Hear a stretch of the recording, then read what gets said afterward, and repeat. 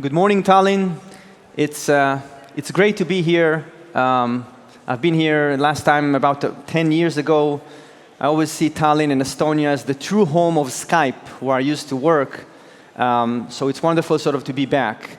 I was speaking on Tuesday at a biotech conference in Tel Aviv, and they asked me to speak about where AI meets pharma. Just as a result of, AI has got a lot to do in pharma, especially on drug discovery. And then I thought about it. And AI doesn't really just meet sort of pharma. And per the conversation that we just heard, we can't continue to think through our minds in isolation with all these barriers that don't exist in artificial intelligence. Because artificial intelligence impacts any industry. It impacts any organization, large or small, and to a certain extent it's considered to be the great equalizers, giving small companies and startups the same sort of tools to compete and win against the big guys. And it also impacts every type of person working on an organization or outside it. So as a result, I decided to take this presentation and call it AI Meets Life, so we can figure out what is the impact of this technology on us. So when we think about the rise of AI agents, which has been pretty the conversation over the past few months, it conjures up a lot of words in people's heads. Things like job displacement on the one hand, opportunity, efficiency on the other hand, a golden age of humanity, and then a complete destruction of the world. And you could basically categorize and generalize these words into two distinct areas: a dystopian outcome and a utopian outcome. And just the fact that this technology, this invention, is discussed in such a profound way tells you it's not just a hype. There's something else here. Previous inventions weren't discussed with such a profound outcome. And what does this outcome mean? I guess from a utopian perspective is, really the golden age of humanity. AI takes care of everything. And in the dystopian one, I think we have enough books and movies and other areas that tells us AI can take care of everything in a negative sense of things. And it's not just a matter of the AI becoming sentient and destroying us all. It's potentially using or abusing this technology by rogue actors. And this is already happening right now. So on the left-hand side, we see companies like Salesforce and Google creating sort of the platform to enable companies and people to use and create those agents to help them in their real work. On the other hand, we have on the right-hand side, this was an ad in San Francisco a few weeks ago that's actually pinning humans versus agents already. But there's a few sort of functions already that we're seeing that are really being challenged by AI, and actually for good reasons. It's code, right? So at Alphabet, 25% of the code is being written by AI. At Microsoft, slightly more than that. We're seeing AI companies specifically for writing code, and that would enable people with no coding experience to get ahead much faster. We have Zuck that's saying that within 18 months, AI would write sort of all code. And again, more companies, OpenAI coming up with their own sort of codex platform. And again, through I/O, you saw that Google has Alpha Evolve, an entire system that improves and develops by itself the AI algorithm and how it progresses. The other part is content. I don't know if you've seen the earnings of Klarna yesterday, but actually the CEO of Klarna used an avatar in the earnings. So what we're seeing is the phases of getting fully AI-created content. We're already there. I mean, this is a slide that I created a few years ago when we're already in stage 4. A lot of the content that we're receiving right now, whether it's text and images or videos, at least partially, it's AI-created. And soon, it will be hard to find out what's real and what's not. So you can understand how significant and difficult this would be for us to live in, not just for us, but also for the younger generation. Now, the opportunity obviously is great, because if we can use the AI to think of it horizontally, not in siloed by each sort of function, that it can unlock a lot of opportunities. Because as a lot of founders know that in order to find that innovation, it's many times in the intersections between different disparate fields. The cross-pollination of ideas is critical, and AI can do that. And what we're also seeing is a potential new Moore's law of AI. If you think of it, if you continue to its logical conclusion, if an AI can create itself and develop itself, it doesn't have a sick day, it doesn't have an off day, it doesn't have any issues, it can continue working. And that's why we're seeing the development of AI from Deep Blue in the 90s with Garry Kasparov, all the way to the 2010s when we had AlphaGo, ChatGPT, DeepSeek, and we're seeing that evolve faster and faster. This is Jeff Hinton. He's a computer scientist, considered to be the godfather of AI, used to work for Google, and now is a big voice in the world of AI. And he was one of the people that says, in order to kind of figure out intelligence, we need to try to replicate loosely the only intelligence that we know in the world today, and that is the human intelligence. So before we go in further into AI, let's just baseline everyone about intelligence. What is intelligence? So obviously there's biological intelligence. That's from an evolution, and that's what we have, I guess, in our brain. And then we have artificial, technological-based, developed by humans, but now very much artificial. And there's different ways to compare and contrast between the two. I'm a neuroscience, and that's why I'm into this. But in the past, when we thought about AI, it was very much narrow, specific problems that it can solve much better sort of than humans. Whereas we can do a lot of things. I can speak to you right now, I can have different thoughts, I can stand. There's multiple complex tasks that I can do. Nowadays, AI is catching up, and it can start to do these multiple things at the same time. The way that humans learn is through the reward pathway, through dopamine. It makes us, creates the motivation. It's a biological chemistry perspective. In the machine, it's more reinforced learning, but we're going to see more examples of that. And the baseline of artificial intelligence is the neural network.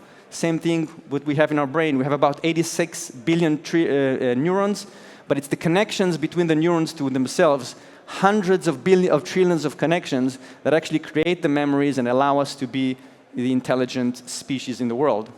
So we had the agricultural revolution, industrial revolution, information revolutions, and now we're very much in the intelligence revolution. And to quote again Jeff Hinton, some people consider it to be the last human invention. And again, this you can also think from a dystopian or utopian perspective, because potentially the next invention would come from these algorithms finding patterns in things that maybe we're just not capable of doing. So the AI continuum goes like this. Again, just to baseline everyone. We started off with AI, which was pretty much a narrow automation. We moved to generative AI, which is automation and creation. We're now in the agentic AI area, automation, generation, and creation and orchestration.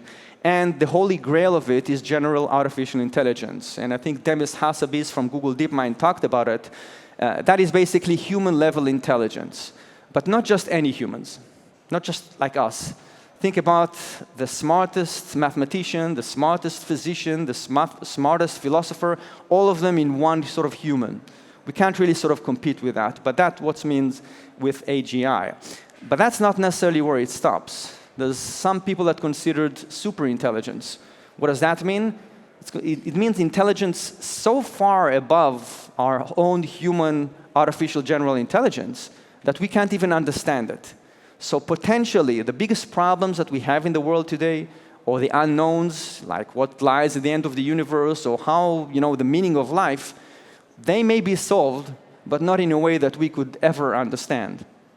Think about that. So again, another quote of Jeff Hinton is that humanity is just a passing phase for evolutionary intelligence. And it's a very profound sentence, because we're used to being the only intelligent species in the world that roams of all the animal kingdom, and we may be just a milestone as the intelligence surpasses us. But as humans, we always think about there's other things of intelligence, and what about emotional intelligence? That's definitely something that machine cannot really take away. And that, from a utopian perspective, could be good. We're natively human. We have that empathy. It can create a much sort of better and nicer world.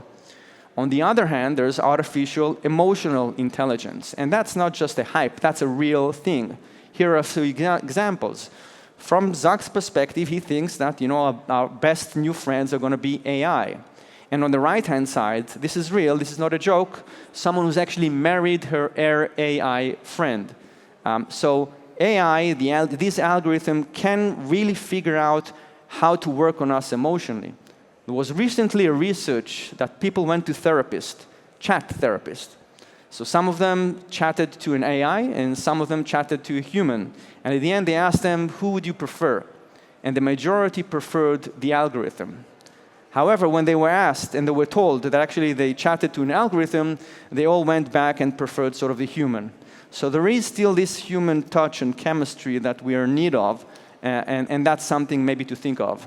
And then we have sort of robotics. I don't know if you've seen these videos. On the left-hand side, it's Tesla's Optimus, and the level of how it dances and figures out, it's just amazing. It's a different level, and he believes that by 2030, they'll be able to manufacture at least 1 million robots a year. On the right-hand side, this was a famous issue that happened in China when a robot got sort of crazy. And if you looked at that video, it would sort of take you into sort of this dystopian potential outcome. But Elon Musk really thinks that robotics is one of the way to go. Now, as we try to figure out what is the unique human capability that AI can't replicate, creativity is always coming up. And I'll give the example of the game of Go that Google DeepMind did. So the game of Go, it's an old Chinese game played by almost 1 billion users through thousands of years. And there was a specific move during that game. It was called Move 37, which was so unorthodox. People didn't expect it.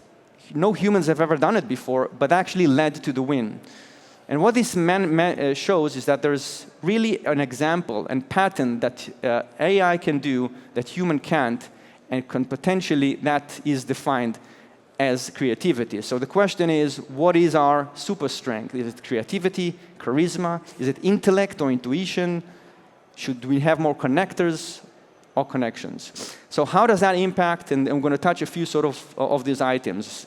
Technology, people, business, organization, and society, because it can't be just technology itself. Everything needs to work in concert for organization and businesses to succeed. Let's talk about a few of them. First of all, abstraction. Let's give the cloud example. In the past, every company had to have their own computers as well, their cables and everything.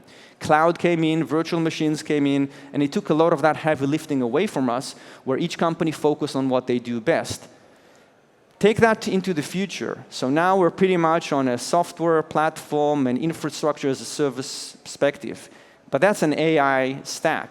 That's a technology stack. Who's better in managing technology than technology?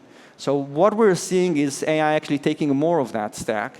And in the future, AI would take the entire technology stack, which would leave us humans to deal with what humans do best. And that's something that we still need to figure out.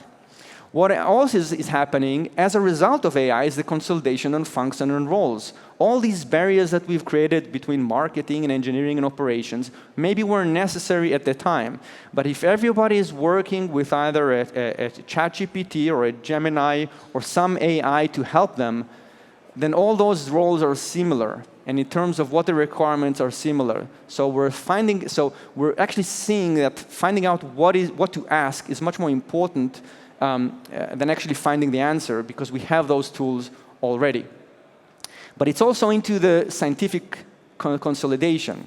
So the natural sciences are not necessarily siloed. We've broken them down to these barriers for us humans to be able to understand them, to get them into chunks that we can figure out and drill deep into. But actually what AI is doing is breaking in a way those barriers, because the natural world doesn't come with barriers. It's something that we artificially created.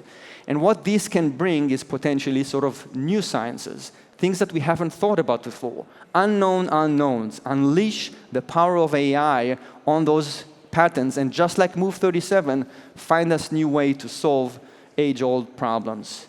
And that's where I would like to introduce SandboxAQ, because the focus of SandboxAQ is deep impact at scale. Sandbox started in 2016 at Google, part of Google X. In 2022, it did the first really clean spin-off out of Alphabet, and now works on itself. Funded significantly because these are long-term investors, and they understand that the problems that we're looking to solve are significant and will take time. And we have a lot of partnerships along the way, including with NVIDIA, as we're trying to replicate the quantum with classical machinery. Now, the idea of Sandbox is obviously not just to focus on LLMs, which we're now using, but actually look into the LQM, something which is more physical, quantitative large models, and not just language large model. So we're looking at the statistics and correlation that are happening in the natural world today, because the LLM reach is significant, and we're seeing the impact, but the LQM territory is much more significant across healthcare, drug discovery, and other sort of areas as well. So we're moving from language to science, and a few things that we're seeing is that the LLM are mostly cost-cutting. Better way to work right now, much more efficient, where the LQM can create us new sciences, new technologies, new revenue streams, and opportunities, and it's fascinating to start figure out what we can during that, and the impact for our customers and humanity is significant. So we have things like post-quantum cryptography, getting ready. I mean, they spoke about before about the importance of Europe to get its head across defense. So cyber is a key part of that. Simulations of chemistry and biology is critical. AQNav, another thing regarding defense, when you fly on the plane today and you ask pilots, what are the main issues that they face, is they're calling spoofing and jamming of GPS. So at some point, if they fly around certain areas, all of a sudden, computer goes dark. We don't know where they are. What AQNav does is uses the Earth's crustal magnetic field to figure out where it is. So it doesn't depend on any sort of GPS. It's not being spoofed. A few other things before sort of we wrap up. Interoperability is critical. And I'll give example from the domain industry. Domain industry is consolidating quite a bit. And what they usually do is they consolidate a lot of brands, and where they try to get them to work together, it's almost impossible. There's so much technical debt, nobody wants to deal with it. Now that you can start deploying agents on that area to speak to one another and try to solve and do that integration much faster than we never did. And here's a quick example of how potentially that would work.